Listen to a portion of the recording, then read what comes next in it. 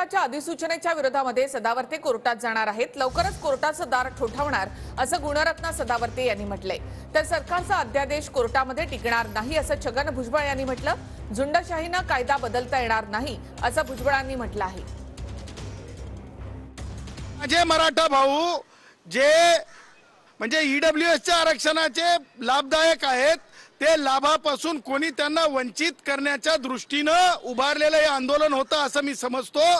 परंतु आज जर आपण जे नोटिफिकेशन पाहिलं तर ते नोटिफिकेशन नोटीस आहे आणि म्हणून एकूण सगळ्या बाबींना सोबत घेऊन माननीय उच्च न्यायालयामध्ये लवकरात लवकर म्हणजे काय काय चालू आहे मागास आयोगापासून ते अधिकारांच्या रक्षणापर्यंत या सगळ्या गोष्टींसाठी जे आहे लवकरच न्यायालयाचं दार ठोठावण्यात येईल।